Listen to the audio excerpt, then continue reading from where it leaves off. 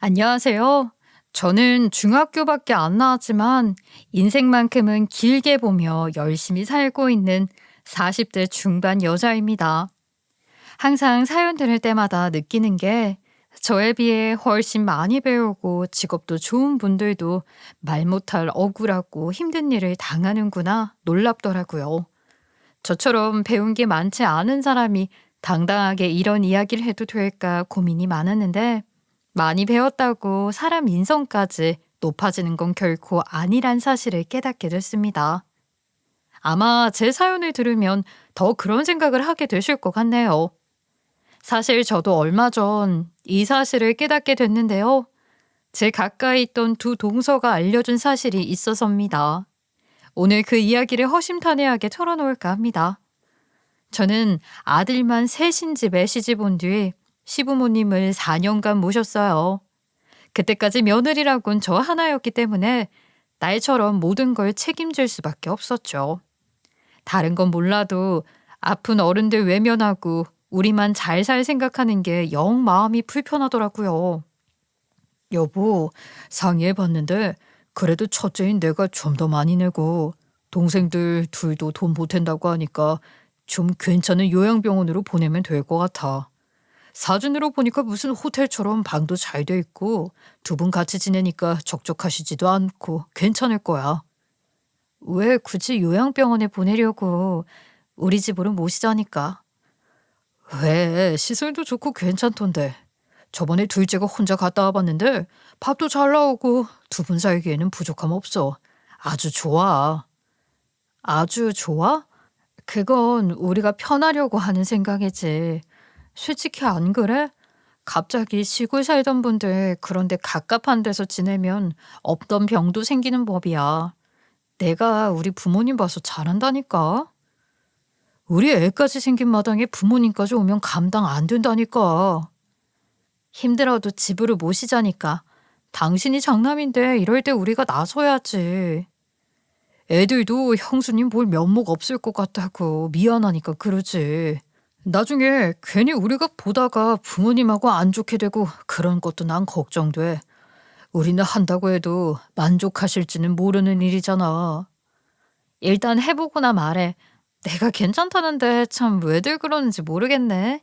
난 아무도 모르는데 두고 잘 지내시나 맨날 걱정하는 게 더 피곤하겠다.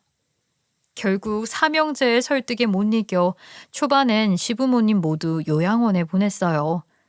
아무리 제가 괜찮다고 해도 미안한지 그건 아니라고 한사코 거절을 하더라고요.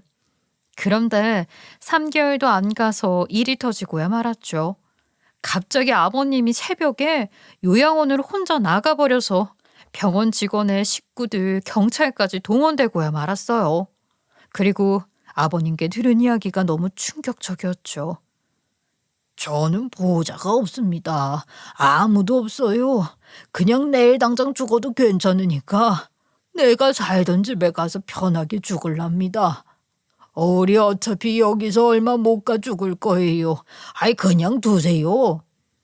아니 식구들이 계속 찾았어요 어르신. 아버지 갑자기 왜 이러세요? 우리가 얼마나 찾았는데요. 아니 분명히 저번 주엔 괜찮다고 하셨잖아요. 예? 갑자기 뭐가 불편하다고 까다롭게 굴어요. 우리가 얼마나 좋은 데로 찾아보고 모신 건데. 아니, 누가 보면 함부로 자식들이 여기 보낸 줄 알겠어요. 경찰 선생님, 집에 보내주세요. 집사람도 모르는 데서 잠도 못 자는데 며칠째 잠도 못 자고 있고 죽을 날 받아놓고 있어요, 우리는. 아버지, 우리랑 얘기해요. 아니, 설마 병원에서 무슨 일이 있었어요? 간병이 문제예요? 아니, 말을 해야 우리가 알죠. 그냥 보내주세요. 내 집으로. 시아버진 두 아들에게서 등을 돌리며 경찰에게 이 말만 하더군요. 전 아버님 손을 꼭 잡고 나와서 남편에게 소리를 쳤습니다. 잠자리만 바뀌면 저도 잠 못 자요. 아무리 비싸고 좋은 곳이어도 내 집이 최고죠. 아버님, 저한테라도 연락을 하시지 그러셨어요. 밥도 제대로 못 드셨죠? 일단 집에 가요. 어머님이랑 쉬면서 생각하시자고요. 얼른 짐 챙겨서 가자. 뭐해 당신? 어머님도 계속 잠 못 잤다는 얘기 못 들었어? 나중에 들어보니 밤마다 아버님은 머리로는 이 상황을 이해하면서도 내심 자식에게 버려졌단 생각이 드셨대요. 그래서 그날은 도저히 참지 못하고 밖으로 뛰쳐나와 버린 거죠. 저는 남편이 다신 요양원을 입 밖에 꺼내지 않도록 이날 일을 마음에 새기고 살자고 했습니다. 그날 이후로 시부모님은 저에게 고마운 마음을 아낌없이 표현하셨죠. 결혼 전부터 손끝이 야무지고 강인한 성격의 저를 믿음직해 하셨던 두 분은 그 생각이 더 확실해졌다고 느끼는 듯 했어요. 우리가 네 덕에 이렇게 편하게 산다. 아니, 우리 때문에 미안하게 이사까지 다 하고. 근데 너하고는 우리가 꼭 오래전부터 같이 살았던 것처럼 그냥 마음이 어찌나 편한지. 이 집 와서 네가 해주는 밥 먹고 편히 자고 호강한다 정말. 그럼 너 아니었으면 이렇게 못 살았지. 참, 거기 있으니까 맨날 그 생각만 드는 거야. 자식들이 우리 죽기만 기다리는구나. 매달 돈 나가는 것만 생각하고 있으니 염치가 없지. 하루하루 이게 얼마냐 하고 있었어. 네 시아버지 얼마나 짠지 너도 알지? 나더러 물도 많이 마시면 돈이란 사람이야. 그러니 내가 편히 잠이 와. 평생 번 돈 한 푼도 허투루 쓰는 법 없이 살았던 시아버지와 그 뜻을 따라 살림을 했던 시어머니에게는 그 시간이 숨만 쉬면 물 쓰듯 돈을 쓰는 상황이나 다를 바 없이 느껴졌을 겁니다. 아유, 그건 제가 누구보다 잘 알죠. 저희 아빠도 똑같이 그러셨어요. 매일 통장 들여다보고 사시던 분이 요양원 가자마자 눈만 뜨고 있어도 돈이 나가는 것 같다면서 힘들어하시던 거 봐서 전 잘 알죠. 그런데 그때 갑자기 시아버지가 저에게 생각지도 못한 질문을 하더군요. 너 하고 싶은 일은 없어? 살면서 하나는 있었을 거 아니야. 저요? 하고 싶은 거야 많았죠. 근데 애 낳고 나니까 엄두를 못 내겠어요. 왜 엄두를 못 내? 그 정도 해줄 수 있는 사람이 집에 둘이나 있는데. 어머님, 아버님이 봐주신다는 거예요? 아니에요. 애들 얼마나 손이 많이 가는데요. 그리고 전 솔직히 중학교도 못 나와서 할 수 있는 것도 딱히 없어요. 다시 공부하려면 한참 걸릴 거고 사회로 나간다고 해도 자신 없어요. 그러니까 배우라는 거야. 안 늦었어. 우리 나이에 널 보고 있으니 아까워서 그래. 특히 너처럼 손도 야무지고 뭐든 잘하는 애가 종일 해보고 노인네 보고. 이건 갑자기 해보는 말도 아니고 나 혼자 생각한 것도 아니다. 아마도 시부모님은 집안에서만 시간을 보내는 30대 초반의 제 모습이 안쓰럽게 보였던 것 같아요. 충분히 열심히 하면 뭐든 벌 수 있고 능력을 펼칠 수가 있으니까 그런 말을 했던 것 같습니다. 나랑 집사람, 우리 둘 생각이 그래. 맨입으로 여기 지내는 것도 그렇고 한참 젊고 재능 많은 애를 이렇게 썩히는 것 같다고. 우리가 여태 아들 녀석들한테 돈 안 준 건 아무것도 없어서 그런 게 아니고 괜히 싸움 나서 형제 간에 우애 이를까 봐 걱정됐던 건데 네 목숨 미리 주고 싶다. 제 몫이라니. 아니에요. 저까지 따로 챙겨주지 않으셔도 돼요. 그러더니 시아버지는 저에게 통장 하나를 내밀었어요. 마음대로 실컷 먹고 쓰라고 주는 돈 아니야. 그 시간에 뭐든지 배워. 우리가 애도 봐줄 거니까 걱정은 나중에 하고 시작부터 해. 하루 2시간이라도 배우는 동안 우리가 돕겠다는 거니까 이번만큼은 어른이 하는 말 들어라. 감사해요, 아버님. 저 솔직히 제 학벌 부끄럽게 느낀 적 없었는데 아이가 클수록 아무것도 못하는 엄마로 보일까봐 걱정됐거든요. 저한텐 이 돈 인생의 기회나 다름없는 거예요. 정말 감사합니다. 아버님 말씀처럼 허투루 안 쓰고 꼭 배우는 데 쓰겠습니다. 아버님 눈을 본 순간 제 속을 다 들킨 것 같았어요. 산세월을 무시 못한다는 게 제가 그동안 남모르게 느껴온 열등감 같은 걸 아버님도 안다는 느낌이었죠. 유독 손끝이 야무지고 빨랐던 저는 그동안 관심 있던 미용 분야를 배워보기로 다짐했어요. 시작이 반이라는 말을 시부모님은 거듭 얘기했는데 그 말이 맞긴 맞더라고요. 어머님, 5시에 학원 끝나면 데리고 와주세요. 간식 챙겨놨어요. 알았다. 수업 늦겠다. 얼른 가봐. 어머님, 이따 저녁에 마사지하고 손톱까지 싹 예쁘게 해드릴게요. 아직 초보긴 하지만 연습을 많이 할수록 좋다고 그러더라고요. 그래도 제가 반에서 제일 빨리 배우는 편이래요. 그래? 아이, 우리 며느리 덕에 10년은 젊어지겠네. 얼마나 잘 배웠는지 봐야겠다. 나도 해. 그런 건 여자들만 알아는 법이 있어. 요 발톱이라도 예쁘게 좀 해보자. 아버님까지 하신다고요? 그런데 수업을 배우면서 절 가르쳐 주시던 선생님도 제 적성을 찾은 것 같다면서 인정을 해주더군요. 가게가 작아도 상관없으니 시작해봐도 좋겠다는 조언을 들었지만 거기까지 가는 건 너무 욕심이라는 생각이 들었죠. 그런데 그때 시부모님이 갑자기 유산 정리를 하겠다며 온 가족을 불러 모았습니다. 너희도 알다시피 내가 어릴 때 6남매였다는 거 알지? 그때 내가 제일 싫었던 게 모든 형부터 나눠주는 거였어. 그래서 난 우리 애들 낳으면 무조건 공평하게 해주고 싶었다. 첫째 네가 억울하단 생각하지 말고 똑같이 나눴으니까 이걸로 미천 삼아 뭐든 해봤으면 좋겠어. 아직 정정하신데 갑자기 무슨 유산 정리를 한다고 그러세요?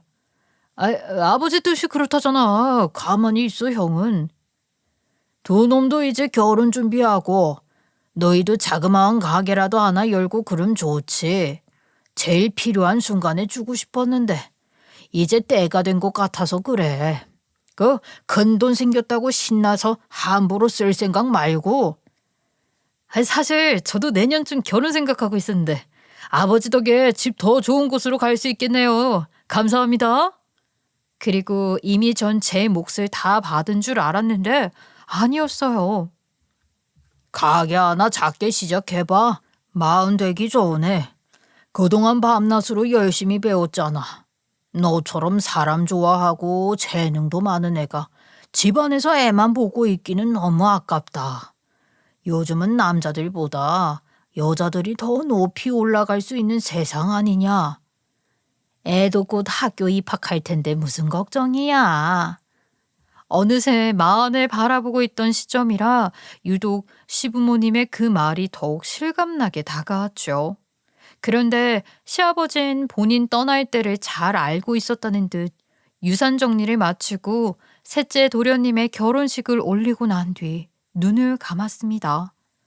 그리고 인꼬 부부라고 불릴 정도로 다정한 부부였던 두 분은 죽음도 갈라놓지 못했는지 시어머니까지 1년 뒤 곧장 아버님을 따라가더군요. 그렇게 두 동서들은 신혼 1년도 안 된 때 시부모님을 연이어 보내게 됐죠. 장례식장에서 두 사람이 나누는 대화를 듣게 된 이후로 관계는 꼬이기 시작했습니다. 아니, 우리 시기가 좋았네? 나 솔직히 결혼 전에 형님이란 여자가 시부모를 모시고 있다고 해서 진짜 부담스러웠거든. 요양원까지 보냈는데 자기가 끌고 나왔다잖아. 참나, 조선시대 사람이야? 제 주변에 보니까 일부러 그러는 거래요. 돈이고 뭐고 나중에 자기가 왕노릇 하려는 거죠. 우리 둘이나 들어올 거 알고 준비한 거라니까요. 그래야 생색도 엄청 내고 무슨 말만 하면 시부모 누가 모셨냐 나중에 그 소리 귀에 딱지가 않게 들어야 할걸요? 아우, 생각만 해도 머리 아프다. 그러네, 자기가 시부모님 모셨다면서 얼마나 우위에 서려고 하겠어? 그걸 못 보지 절대. 난 그랬으면 돈으로라도 처발라서 그 입 막았을 거야. 당연하죠. 어떻게 중학교도 안 나온 여자를 위에 둘 수 있어요. 둘째 동서의 한마디에 첫째 동서가 눈썹을 실룩대며 반응하더군요. 그거 사실이었어요? 중학교도 못 나온 거 모르셨구나. 사실이래요. 자기 입으로도 몇 번 말했다던데. 그래서 시부모님한테 열등감 폭발해서 학원 보내달라고 징징대서 애보다 학원을 더 많이 다녔다고 하더라고요. 웃기죠? 돈까지 지원받으면서요. 학원 다니면서 배우는 척 가방끈 숨기려고 했나 보네. 떨떠름한 표정으로 제 험담을 나누는 사이 저는 두 동서에게 다가갔어요. 그게 웃긴 일이에요? 저 그리고 중학교도 안 나왔다고 항상 제 입으로 말해요. 숨길 이유 없고요. 늦게라도 배우고 싶은 거 배워보라고 마음 써주신 좋은 시부모님 덕에 학원 다닌 건 사실인데 학원 보내달라고 징징댄 적은 없어요. 그리고 제 나이에 대학 안 나온 사람이 없을 정도인데 그럼 무슨 사정이 있지 않을까요? 뒤에서 얘기하려면 정확히 알고나 떠들어요. 솔직히 제가 이렇게까지 면전에 대고 말하면 두 사람이 부끄러워할 줄 알았어요. 배우는 게 얼마나 중요한 일인지 교수로 일하는 두 사람은 그래도 이해할 거라 생각했죠. 그런데 예상을 빗나가더군요. 뭐라고요? 누구한테 제대로 알라 말아야. 그리고 학원비 받아서 다녔던 건 사실이잖아요. 우리가 없는 말 했어요? 네, 없는 말 많이 했어요. 하나씩 짚어볼까요, 그럼? 괜히 우리 하는 말 엿듣고 형님 노릇할 생각하지 마세요. 미안하지만 여태 시부모님 모셨든 말든 이미 떠난 사람이에요. 시부모님도 없는 집안에서 본인이 시어머니라도 할 생각인가? 험담 조심하라고 했지? 언제 형님 노릇 하겠다고 했어요? 우린 절대 당신 형님으로 둘 일 없으니까 그렇게 알아요? 아, 쓸데없이 귀만 참 박다 정말. 전 그때마다 시부모님 얼굴을 떠올리며 참았습니다. 특히 시어머니는 마지막 순간에 제 손을 꼭 잡으면서 힘겹게 이런 이야기를 했기 때문이에요.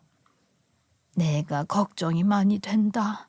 너 믿고 편히 가지만 그래도 셋이 우위 있게 잘 지낼 수 있도록 도와줘. 난 그것밖에 없어.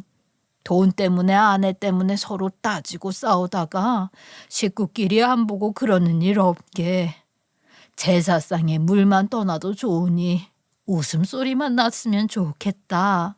둘이서 우리소리가 아무렇지도 않게 나오는 두 동서를 향한 미움이 갈수록 커졌지만 그래도 어머니를 생각하면서 애써 참았어요. 그동안 함께 살면서 웃고 웃었던 시간들, 남편보다 저에게 더 많이 챙겨주시던 것들, 그 마음이 얼마나 저를 정성스럽고 귀하게 대해주셨는지 느껴졌기 때문입니다. 그래서 평온하게 두 분 걱정시키지 않고 세 형제가 잘 지내는 모습 보여드리는 것이 시부모님께 받은 걸 갚는 일이라고 생각했어요.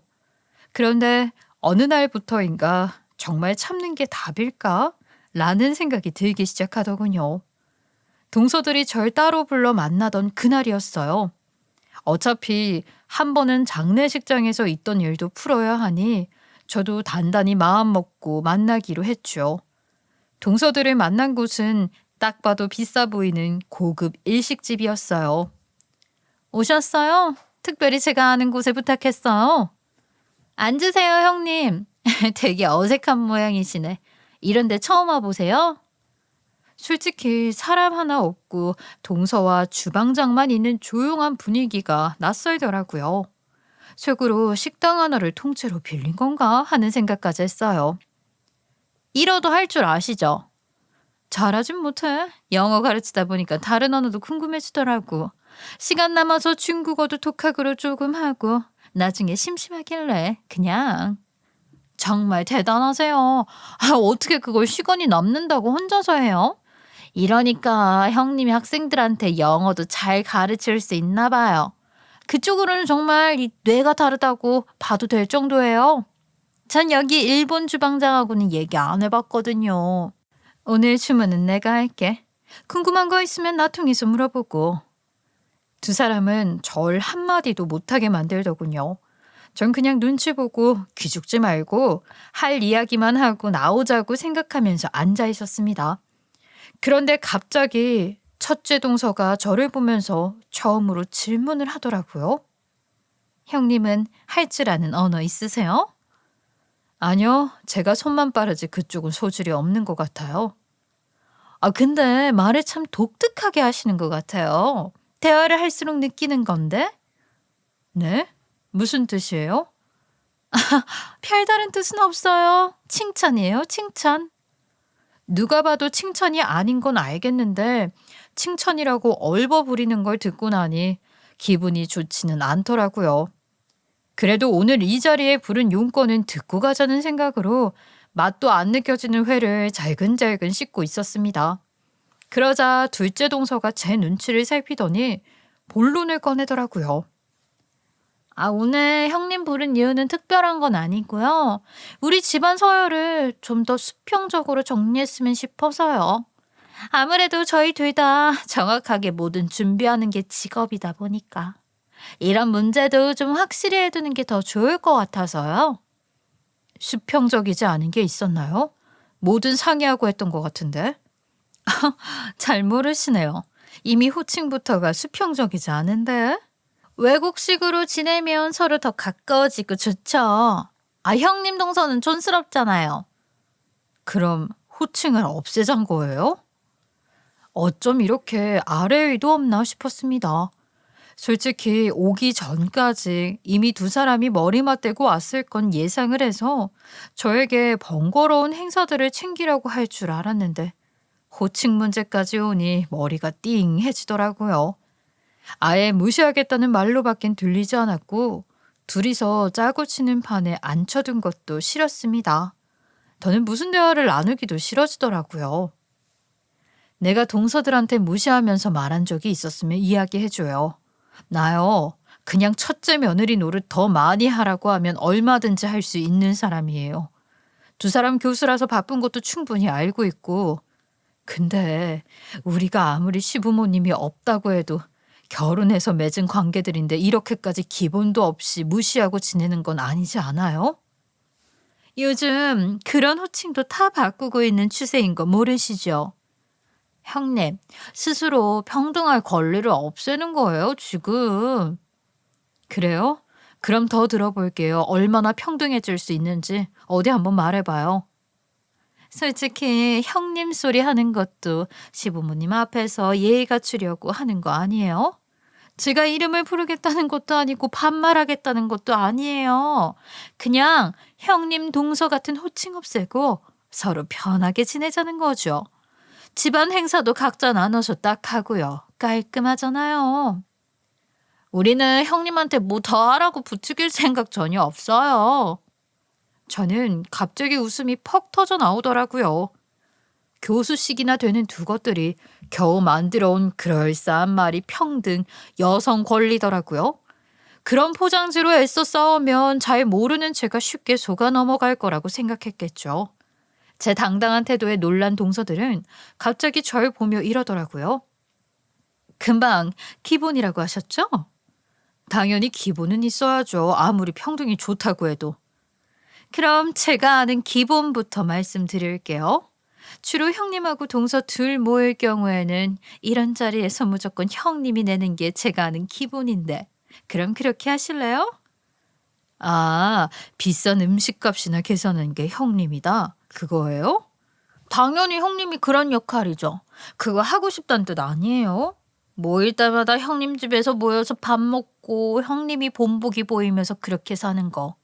저희도 형님 배려해서 제안한 거라고요. 처지 다 아니까. 저는 회 한 점을 들어 초장 그릇에 범벅을 한 뒤 한가운데에 놓았습니다. 어머, 무슨 식사 예절이 이래요? 이해했어요. 딱 이거네. 회에다 초장 발라서 갖고 와놓고는 나한테 이게 자꾸 떡볶이라고 우기는 꼴인데. 아니, 나만 구닥다리 생각을 하고 있는 사람으로 만들면 쉬울 것 같았구나. 그냥 간단하게 말하면 되지 뭐 이렇게 복잡하게 말을 해요? 교수님이란 분들이. 뭐요? 간단하게 말하면 난 절대 너를 형님이라고 부를 수 없어. 아닌가? 아무리 다르게 생각해 보려 해도 결국 그 말 뜻은 이 뜻이었으니까요. 그리고 저는 자리에서 일어서서 한마디를 덧붙이고 그 자리를 나와버렸습니다. 누가 그래요? 배려해 준 거라는데. 참. 형님 소리 듣고 싶으면 지갑이나 열라는 거잖아요. 내가 바본 줄 알아요? 그래요. 우리 입에선 당신한테 형님 소린 차마 못하겠어요. 됐죠? 그러죠. 그렇게 해요. 앞으론 이름을 부르든 별명을 부르든 저기요 여기요 누구씨 알아서 멋대로 부르세요. 솔직히 나도 너희들한테 동서라고 부를 때마다 힘들었던 건 매한가지거든. 왜 하필 너희랑 이런 인연으로 얽혀서 상냥하게 동서라고 불러야 할까? 괴로웠는데 잘 됐네. 괴로워? 어머머, 우리는 어땠겠어요. 당신한테 형님 소리까지 하는데. 피차 괴로웠는데 잘 됐네. 그럼 야 이 싸가지들아 참 저급하다. 배운 것들이라는 게. 아무리 너네 뜻대로 편하게 살고 날로 먹고 싶어도 그렇지. 사람 위치까지 너희들 멋대로 없애는 건 경우 아니야? 앞으론 나도 알아서 부르고 싶은 대로 할게. 이 싸가지들아. 됐지? 그러자 뒤에서 당황한 두 사람이 말을 못 잇고 있더라고요. 전 그날 이후부터 남편에게 동서들과 만나는 것도 여기서 끝내자고 말할 수밖에 없었습니다. 그러자 남편이 저에게 애원하면서 말하더라고요.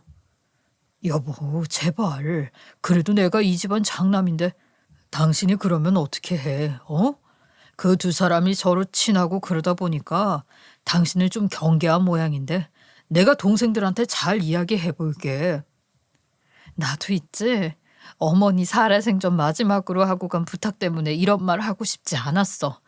쉽게 한 거 절대 아니라고. 그런데 걔네들 사람도 아니더라. 아무리 내가 우습고 못 배워서 무시하기 좋아도 그렇지. 형님 소리 하기 싫다고 그런 말을 어떻게 면전에 대고 하는데. 사람이 할 말이 있고 안 할 말이 있는 거야. 묘하게 저를 볼 때마다 위아래로 훑는 시선부터 거들먹거리는 행동 하나하나가 다 눈에 거슬리더라고요. 차라리 안 보고 모른 채 사는 것이 훨씬 속 편하겠다는 생각이 들었는데 어릴 때부터 동생들과 관계를 항상 강조했던 시부모님의 영향 때문인지 남편은 쉽게 놓을 수가 없는 모양이었어요. 내가 다시 가서 잘 이야기하고 올게. 그래도 부모님이 다 돌아가시고 몇 년 되지도 않았는데 형제끼리 이렇게 남남처럼 지낼 수는 없잖아. 당신한테 꼭 사과하라고 할게. 그러니까 마음 풀어. 결국 저는 또다시 동서들과 만나는 일이 생기고야 말았습니다. 그래도 시부모님 제사만큼은 눈 딱 감고 넘기자는 다짐을 하면서 준비했죠. 저는 입을 꾹 닫고 시부모님 상 차리는 것에만 집중했어요. 그런데 그날따라 동서들 사이에서 눈치를 살피던 남편은 저를 유독 많이 도와주더라고요. 그러더니 동서들 앞에서 길을 세워주고 싶었는지 이 이야기를 꺼내더군요. 제가 나중엔 우리 아내가 벌어다 주는 돈으로 사는 거 아닌가 모르겠어요. 네? 그게 무슨 말씀이세요? 저 사람이 지금 창업 준비하고 있거든요. 아시죠? 학원 다닐 때부터 선생님이 너무 잘한다고 가게도 내보라고 권유받고 그랬었는데 부모님 돌아가시고 하다 보니까 시간이 그냥 가버렸어요. 근데 시작할 때가 온 것 같아서요. 지금 열심히 알아보고 있어요. 창업이 그렇게 쉬운 게 아닐 텐데 가게를 안 하시고 왜? 남의 밑에서 서비스할 성격이 못 되죠, 우리 형님은. 남편은 괜히 그런 이야기를 왜 동서들 앞에서만 하나 싶었지만 전 아무 대꾸도 없이 그들 대화에 끼고 싶지 않아서 일만 했습니다. 당신이 학원 같은 걸 만들고 싶다 했지? 이 사람이 보니까 설명도 잘하고 제가 들어봤는데 귀에 쏙쏙 들어오더라고요. 나중에 당신 따르는 제자들이 전국에 생기는 거 아니야? 제자요? 그런 쪽도 스승과 제자가 있어요? 몰랐네. 그러니까요. 너무 재밌다. 자기들끼리 할 건 다 하네. 재밌을 일도 없나 보네. 웃지만 말고 상에 음식이나 옮겨요. 전 대화를 일부러 끊으며 세 사람에게 할 일을 던져줬습니다. 저 하나 때문에 이렇게 냉랭한 분위기에서 제사를 지내는 게 맞나 싶은 생각이 들어 아무도 없을 때 시부모님께 혼잣말로 이야기도 했어요. 어머님, 아버님, 죄송해요. 저도 몰랐는데 제가 형님 되기엔 부족함이 많은 사람인 것 같아요. 아무리 너그럽게 품고 이해해 보려고 해도 자꾸 욱하고 못된 마음이 사그라들지를 않네요.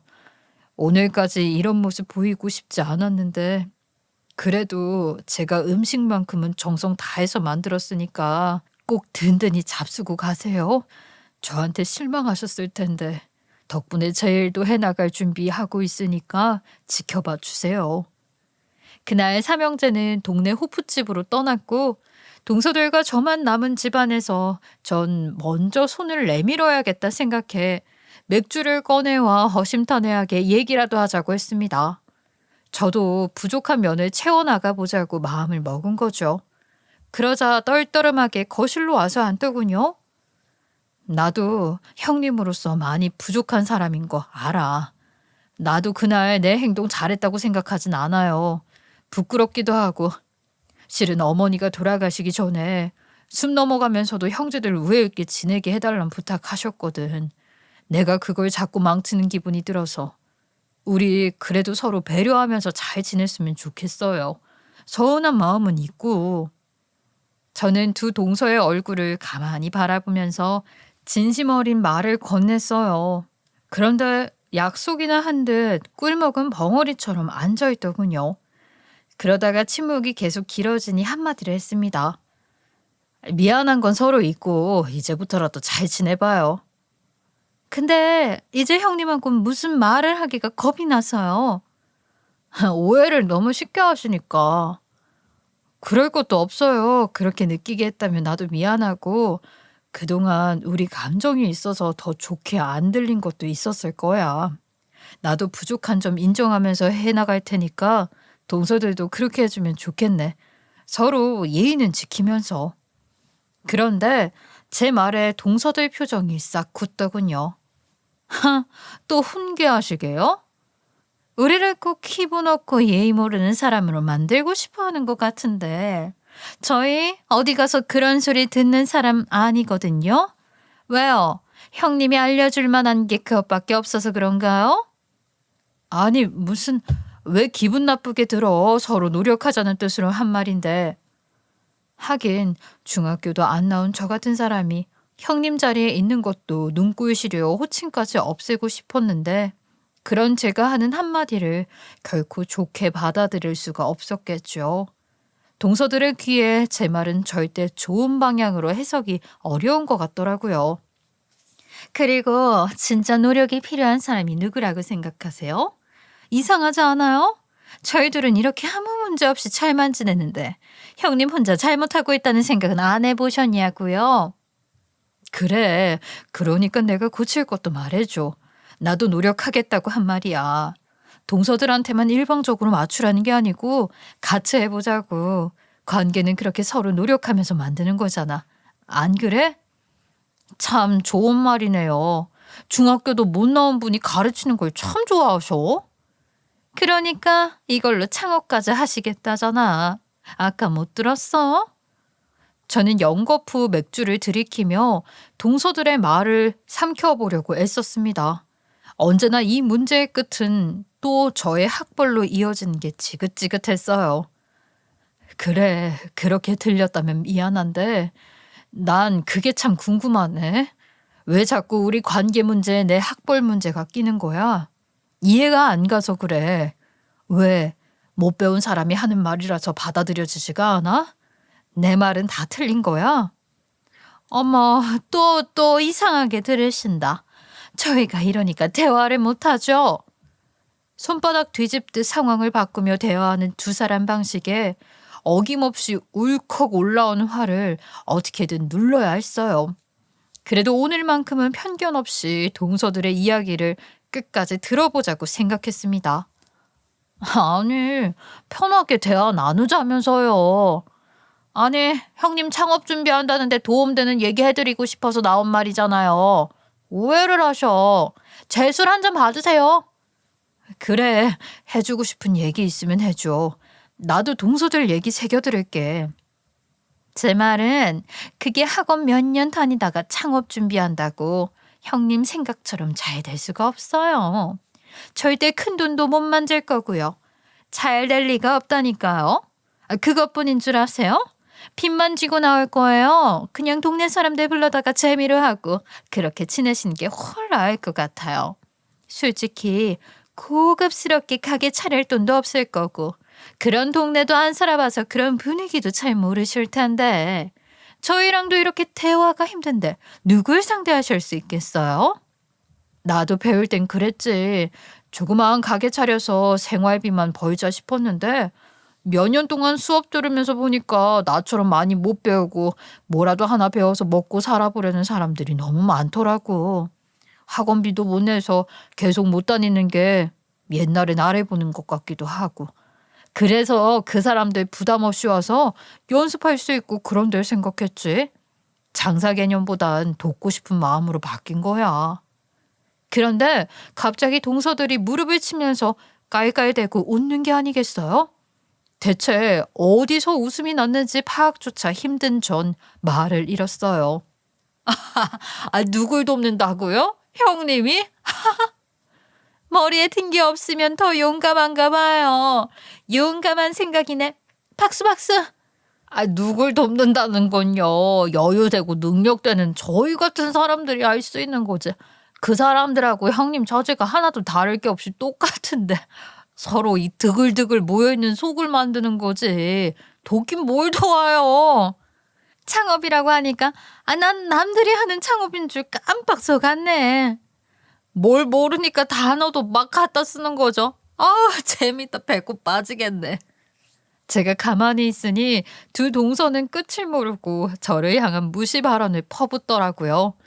전 부글대는 속을 마지막 남은 잔으로 가라앉히며 자리에서 일어나 두 사람에게 화를 냈습니다. 머리에 든 게 없으니 용감해? 뭐? 소굴을 만들어? 내가 미쳤지. 사람도 아닌 것들하고 잘 지내보려고 쓸데없는 노력을 다하고 이 맥주병으로 내 발등을 찍고 싶은 심정이다. 두 사람 언제까지고 그 자리에서 다른 사람들 내려다보면서 살지 모르겠다. 인생 모르는 법이야. 오르막길 있으면 내리막길도 있는 법이라고. 알아? 또 시작이네. 평도 졌다. 가야겠다. 이번엔 내가 부탁할게. 혹시 다시 만날 일 생기더라도 동서들이 피해. 사는 내내 절대 보지 말자고. 그럼 우리가 무서운 줄 알고? 우리도 바라던 바예요. 둘째 형님 얼른 가요. 진심으로 나중에 마음이 약해져 또 손을 내밀더라도 동서들이 외면해줬으면 하는 게 진심이었습니다. 이미 상할 대로 상한 제 마음을 돌이킬 수 없을 것 같았거든요. 그리고 이후로 동서들 없이 혼자서 며칠 일찍 준비를 하면서까지 제사상을 준비했습니다. 몸은 고돼도 마음 다칠 일은 없으니까 훨씬 좋더라고요. 1년여의 준비 끝에 전 보란 듯이 제가 이루던 일을 추진했습니다. 네일아트를 전문으로 한 미용학원을 열어 다양한 장학금 제도로 사람들을 도우려 한 것이죠. 단기로 자격증을 취득해서 취업할 경우에 어려움이 많다는 현실을 잘 알았기에 무료로 와서 연습할 수 있는 공간도 365일 개방을 해두었죠. 이런 일이 계속 알려지다 보니 학원에 등록하려는 사람들이 몇 배로 늘어났고 장학금을 받은 제자들이 나중에 돈까지 마련해서 오기도 했어요. 원장님, 저희가 마련한 등록금이에요. 그때 학원비 걱정 없이 다니게 해준 거 절대 못 잊어요. 그 덕에 이렇게 밥도 먹고 사는데요. 그리고 그때 그러셨잖아요. 나중에 기회 닿으면 저희 같은 친구들 도우라고요. 더 많은 학생들에게 장학금 주세요. 그래서 이걸 모아서 준비해 온 거야? 절이 다 들었네. 안 그래도 가게 차려서 돈 들 때도 많을 텐데 학원까지 신경 써주고 너무 고마워. 여기 다닌 애들끼리 아직도 연락하고 얼마나 친하게 지내던데요. 원장님 덕분이에요. 이번에 가게 차리는데도 얼마나 서로 도와주고 힘을 주던지 걱정할 것도 없어요, 이제는. 나중에 원장님 손톱은 제가 해드릴게요. 언제든 오세요. 말이라도 고맙다. 너희가 잘 돼야 후배들도 잘 이어서 가지. 나중에 자랑해야겠네. 나한테 이런 제자가 있다고. 방송에도 많이 알려지고 3년 가까이 초심을 잃지 않고 운영하다 보니 여기저기서 지원이 이어지더라고요. 무엇보다 가장 흐뭇했던 것이 학원을 나간 제자들끼리 뭉쳐서 서로 도우며 창업 준비를 한다는 사실이었어요. 제가 꿈꾸던 것이 제자들 덕에 가능해지는 것 같아 더 기특하고 고마웠죠.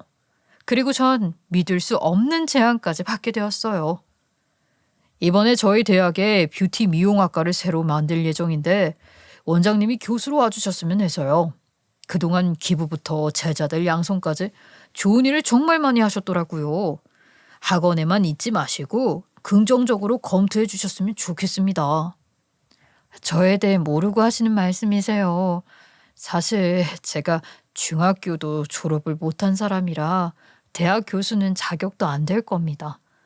그리고 제가 가장 두려운 게 교수란 자리에 앉으면 지금처럼 제자들 돕는 일보단 점수 매기고 내려다볼 생각만 할 것 같아 조심스러워요. 대신 제안해 주신 감사함을 기부금으로 드리고 싶은데 꼭 장학금을 마련해 주세요. 사실 그때 건물 하나를 더 사서 학원을 넓힐 생각을 했는데 그보다 대학에 이런 학과가 생길 때 도움을 주는 편이 좋겠더라고요. 그래서 감사한 제안에 보답하고 싶은 마음을 전했는데 그 일이 알려지면서 제 이야기가 작게 뉴스까지 나오게 됐습니다. 그리고 전 그 사람들에게 한 가지 부탁한 게 있어요. 제가 중학교도 못 나왔다는 사실 뉴스에 꼭 빼지 말고 다뤄주세요. 부끄럽지 않은 일이거든요. 그래야 저 같은 사람을 보고 다른 사람들이 용기를 낼 수도 있죠. 저 같은 사람도 할 수 있다는 걸 사람들이 알았으면 좋겠어요. 나중에 남편도 뉴스에 나온 저를 보더니 묻더라고요. 당신 학벌까지 왜 뉴스에 나오게 했어? 그냥 좋은 것만 알리지. 그게 나야. 그런 환경에서도 해냈다는 걸 알고 사람들이 힘을 내야지. 좋은 것만 말하면 누가 용기를 낼 수 있겠어? 누가 뭐래도 난 내가 잘 살아왔다고 자부심을 느껴. 그리고 사람 됨됨이만큼은 누구 부럽지 않게 살려고 노력하잖아. 내가 요새 많이 베풀면서 얻는 게 더 많다는 걸 얼마나 느끼는지 몰라. 그리고 이 일을 알게 된 교수 동서들이 3년 만에 놀라서 연락이 왔더라고요. 왜냐면 제가 번 돈으로 동서들보다 몇 배는 넓은 아파트, 차까지 뭐 하나 꿀릴 게 없는 상황을 만들었기 때문이죠. 그 새로 생긴 57평 아파트 들어갔다는 사실 진짜예요? 아니, 무슨 돈으로요? 아니, 뉴스까지 나왔다더니 그래서 갑자기 학원이 잘 된 거예요?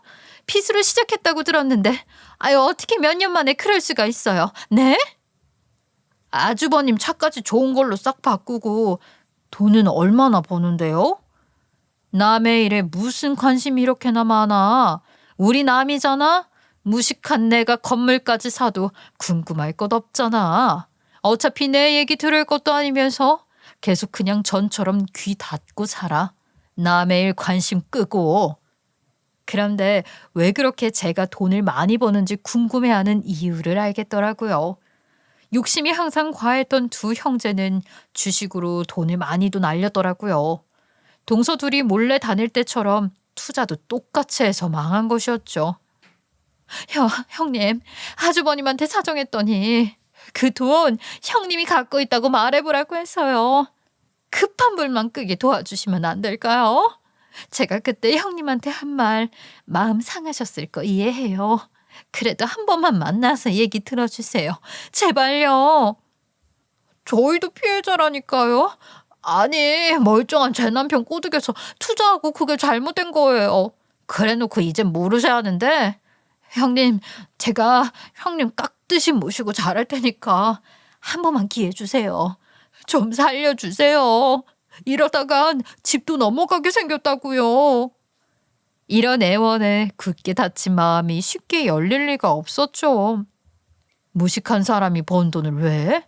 그렇게 잘난 사람들이 뭐가 부족해서 나한테 제발 소리까지 하며 사정까지 하네. 참, 다시 살고 볼 일이네. 내가 그랬지?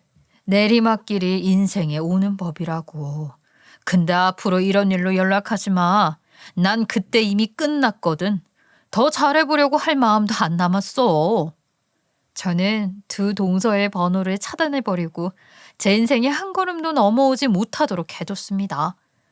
자기들 기준에서 사람을 함부로 무시하고 짓밟을 때는 언제고 내리막길에 다다르니 그제야 제가 귀해진 거죠. 하지만 이것도 잠시일 뿐 다시 돌아가는 건 순식간이란 생각이 들더라고요. 한번 열렸다 다시 닫힌 마음은 더 열기 힘든다는 걸 모르는 듯 합니다. 더 이상 저는 그들 때문에 제 인생을 함부로 낮춰보고 싶지 않아요.